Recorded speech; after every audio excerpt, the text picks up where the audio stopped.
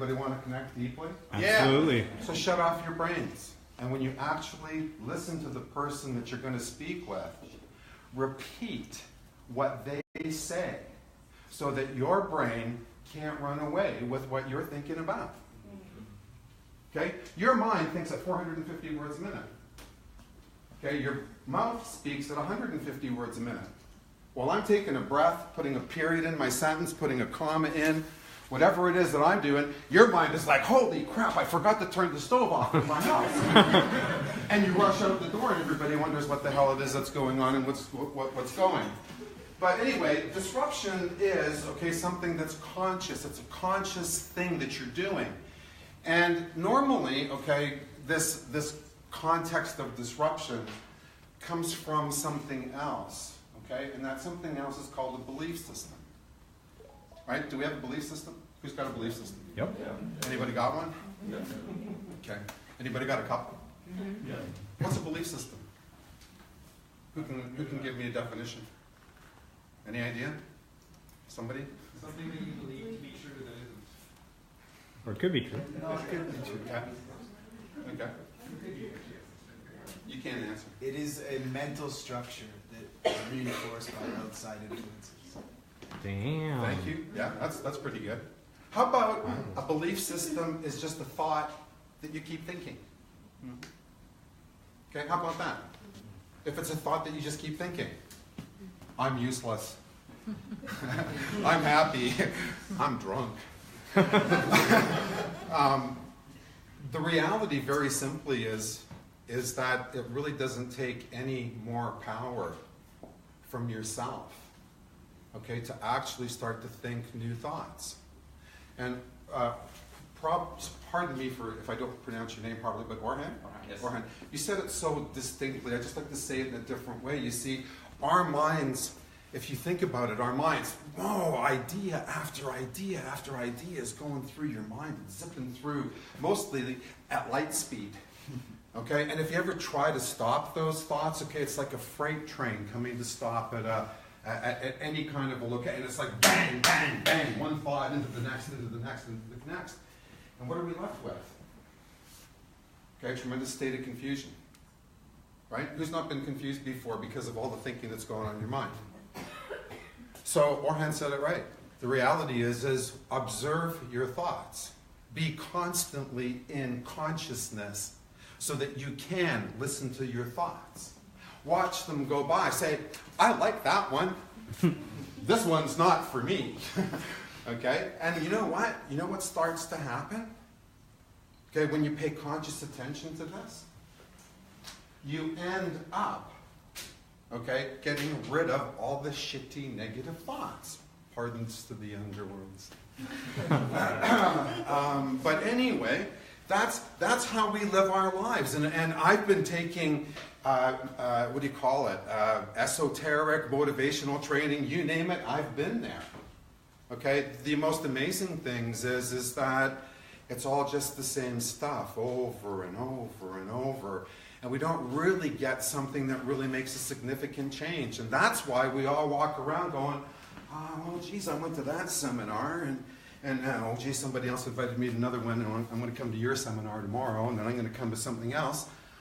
Why are we constantly being distracted, okay, with all the thoughts that are coming into our mind that are not conducive to the true sense of where it is that we want to go? Anybody got an idea? Lack of direction. Whose direction? Yes. I think majority of people are just trying to fit in when really you were born to stand out. I love it. Yeah, absolutely. Okay. I have a really, really fun time with standing out because I think you can tell I do all the time. and if you don't get that I do, okay, stick around a little after and I'll prove to you, okay, that I am, like you, one of a kind. Okay? And I listen to myself and I listen to the people that I speak with. Because the only way that you're going to change your mind clatter is when you start slowing it down and actually start looking for, okay, the truth about things for you. So I was really lucky because I got into the financial services business, which is something that I absolutely love. Why? Because wouldn't it be really wonderful to disrupt the entire global financial services system if you're a person who really likes to disrupt. Okay, so I will tell you this, I have a book coming out, hopefully the end of this year, but in 2018 for sure. And the book is called The Capitalist's Worst Nightmare Come True. The Crucifixion of Capital. Okay? It has nothing to do with the crucifixion. I'm glad there's a few Catholics in there. Okay, but it's not about a crucifixion. It's not about beating somebody, or it's not about bleeding somebody. This is all about one thing, and that one thing, okay, is learning how to love. Every vibration, everything that vibrates is a vibration from love. So when I take a look at what goes on around me, and I'm a really good observer, and I'm a really good listener to myself. In fact, I amaze myself at times that I actually hear what it is that I have to say.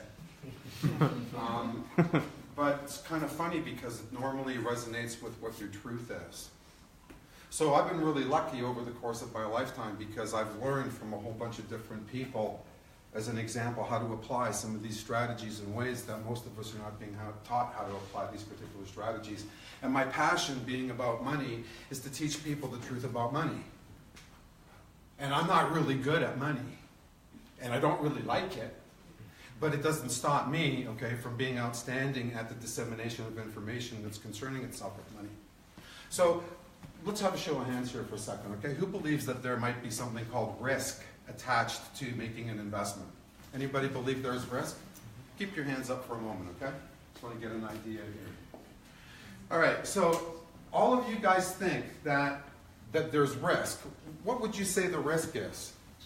No, you're the guy. What? Sorry? Risk is losing what you invested. Thank you. What about you? Yeah, I mean, he summed it up. Okay, it's loss. Fear. Fear? Okay, great. Same thing, yeah, losing what you invested. I guess having what you thought is a smart idea not be as smart as you thought it may have been. Okay, so here's how we're going to start to shake up. Thoughts, Josh? Getting betrayed. Betrayed? Yeah. Yeah, okay. Because you believe in a system, right? Yeah, okay, I get that. So when we're sitting back and we're thinking about this thing called risk, anybody got a dictionary by chance? Okay, the definitions of risk coming from the dictionary are first and foremost, one is injury. So let's assume that you can't get injured from your investment. Number two, okay, is loss. What is loss? Loss is buying something at $10 and selling it for $5. That's not loss, folks. Okay, that's stupidity. Okay, if you know what you're buying in the first place, okay, and I'm not talking about know it, I'm talking about knowing it. You do your due diligence. You understand, what does being a value investor mean? Whether it's real estate, stocks, bonds, mutual funds, it doesn't make any difference what the asset class is. Okay, the reality attached is that when we buy something and it goes down in price, our gut reaction is to do what? Sell it, right? Come on, who sells when their stocks or mutual funds or even their real estate goes down in value? No show of hands? Nobody's brave enough to do that? So I can assume we've all made a lot of losses in our investment analogies over the years. But the simple reality is this. Okay, if you know what you bought at $10 and it drops to $5, what should you be doing? Buying more. Buy more. Does that make sense? Do you shop? I'm not even in that realm. I don't even invest at all, other than my house. That's it. Okay, but you go shopping. Yes. What's your favorite word at the supermarket? My favorite Word at the supermarket. word? Yeah. Sale. Discount. Why? What does sale imply? What does sale A imply? lower price. How about 2 cans for 1? If you like the first one at $10, okay, wouldn't you like the second one at $5, twice as much? Okay, so you see, we've been brought up to believe, okay, that this thing called risk, which is actually loss, which is based on stupidity. okay, then we can now start to rethink, okay, the definitions that we have about investing. And I'd like to share some with you guys, because you might be standing there, and you might think, oh, this guy's got a good brain inside his head. I don't, okay, but I can read. And it's not about me, it's about me helping you understand. Okay, so anybody know who Berkshire Hathaway is owned by? Warren Buffett? Who's Warren Buffett? Richest man on the planet most years? Well, can we just elaborate on that? The greatest investor of all time? Thank you. Yes, absolutely. He's the greatest investor of all time, is he not? I mean, that's what his reputation is. I take it for yes.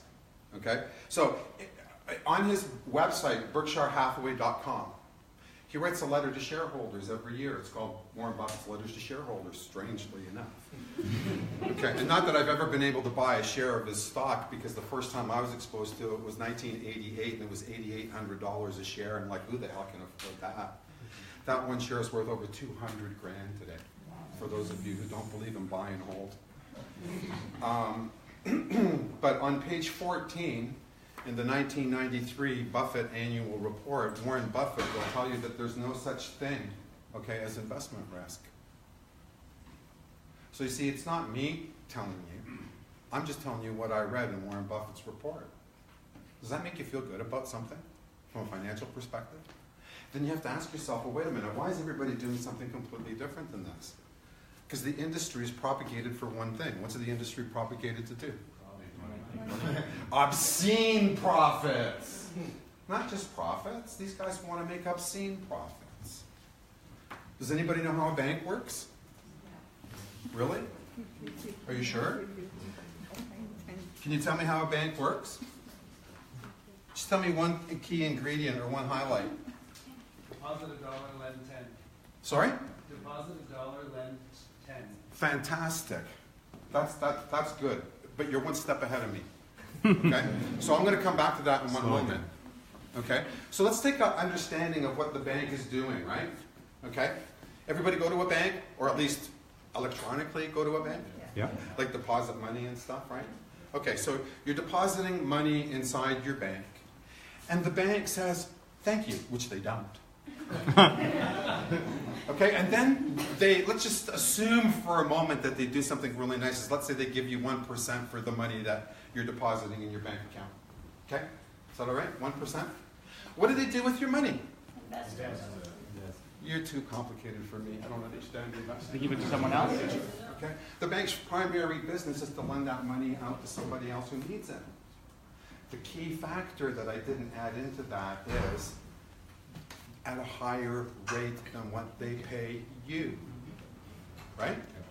So, let's say they're paying you 1% and they're lending your money out at 4%. Okay, show of hands. Okay, come on, I want you to all answer this question. What's the rate of return? 3%. Sorry? Come on, let's go. Who said what? Who said what? Wait. Oh, come and stand beside me for a moment. Okay. You're the first, like one of the first people ever. This lady is, are you a financial advisor? No. You should be. Okay. Do you know what she said? 400%. Okay, see, most people say 3 or 4%. Okay, but the bank didn't have any money in the first place until you showed up with your dough and put it in the bank. Okay, then they lend it out to your mother, your father, your sister, your brother, your aunts, your uncles, and your neighbors in the form of mortgages that get paid at 4%, so the spread's really the 3, but it's 300%. Now can we go back? Who said 10 times the money? Who was that? Okay, so now take that 3 or 400% and multiply that by 9. 9. Okay, because the bank only has to keep 5 to 10% of the money that you bring into the bank with it. Do you know that? That's what my education taught me. And I'm not very good at academics, so I really appreciate the fact that you guys went through the exercise with me.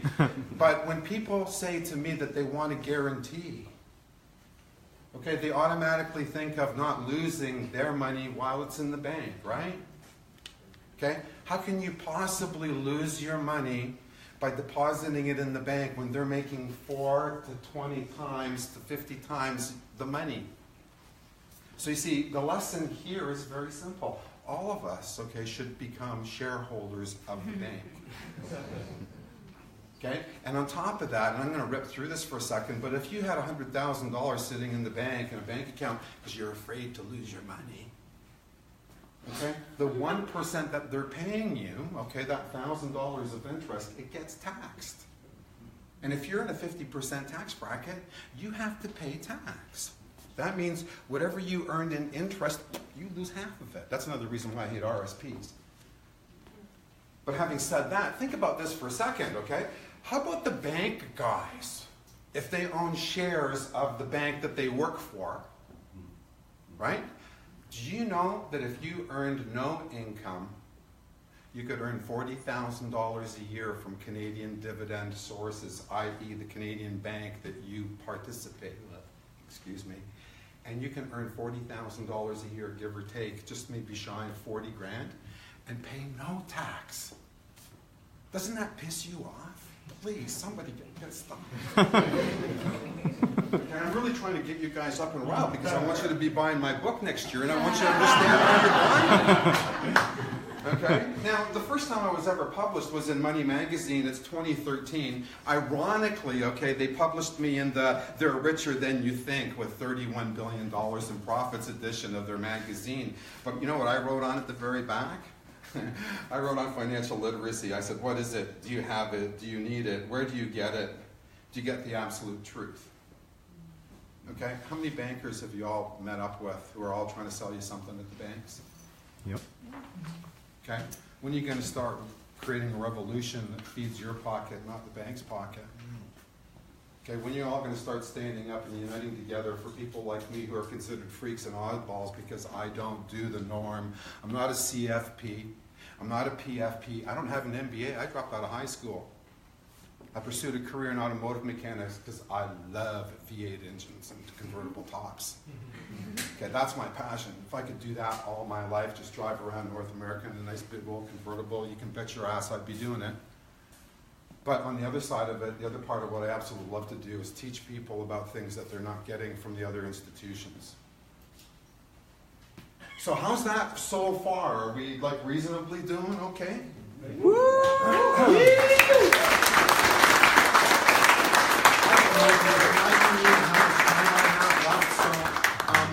What I would like to, how much time have I got left? Like, have I got 5 7 minutes or something? Okay.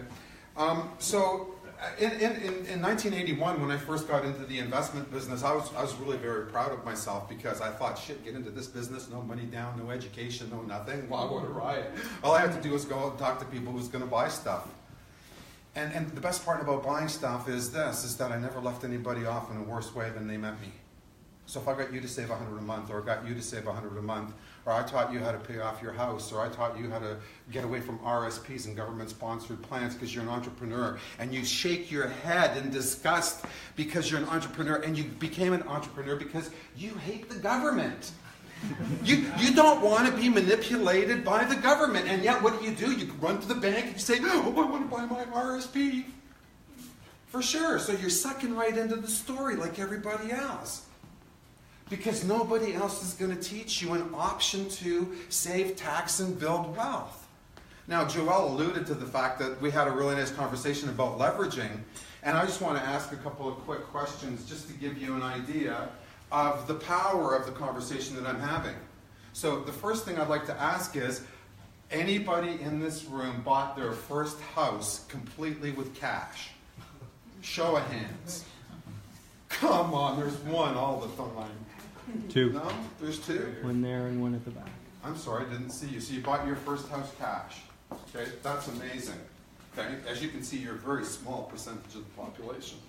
Okay, however, you're also missing a really, really incredible wealth strategy because everybody else borrowed to buy their home. So let's assume a $400,000 house for a quick second. Let's assume you begged, borrowed, and stole $100,000. So the bank would be kind enough, okay, to lend you money at the ridiculously stupid rates that you now know about. Okay, and what are they going to do? They're going to only lend you $3 to every dollar, unless of course you want to go high ratio and all that other stuff. But if you want to go conventional, it's completely okay for you to go out and buy an investment house or a principal residence with 25% down and you borrow 3 times. Nobody thinks about it. But when I say to people, why don't you borrow to fund your retirement? And they're like, huh? Well, we're not supposed to borrow. Well, yeah, but you're contradicting yourself because you already did. Whose home is their biggest asset? Okay? Is the money sitting in the ground? Or have you got it mortgaged to the hilt and you've got it leveraged out there and you've got all sorts of bank shares and things? Your house is an asset to work for you. To make more money if that's your shtick, but that's how you're going to get to retirement. I mean, anybody who bought one house usually buys a second house, right? So you see, what I did, and I was really lucky in my career because I'm a ship disturber and I really don't like just people constantly coming down and telling me what it is that I have to do. I like to think for myself. And if you like to think for yourself, come and talk to me. I'll understand if you don't. Okay? But my life turned around when I met a guy in 1988 after the 1987 market crash, which most of you guys are way too young to understand. But the 87 market crash for me was just like, whoa, boy. I got married the Saturday before the market crash. my marriage lasted 3.5 months, okay? It was not a really good scenario. And it was all because I looked at her in the morning on Monday and I said, look what you've done. I was supposed to be at work this morning, okay, taking care of all this crap. So anyway, that's just one of the fun personal stories that we get when we get a little bit of a live performance going on every once in a while. But I would just want to say thank you so much for being a really good listening, okay? And don't look at the things that are just, i.e., staring at you in the face because everybody else is doing it, that you think that it's all right. If you guys were all like moving in that direction, okay, I guarantee you, okay, I'm up this way, okay? It's not necessarily, they always tell you, or Warren, in fact, I love Warren Buffett's quote, and I'll close with this. Most people believe that diversification, okay, is a wonderful place to be. But Warren Buffett says diversification is protection against ignorance.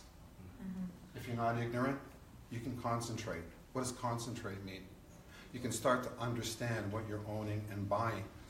And therefore, when some financial advisor comes and knocks on your door, don't be afraid to ask the questions. It's your money. You know the Freedom 55 commercial? No, not that I'm being negative against anybody in Freedom 55, but you know the person on the beach? It's not the client. Thank you.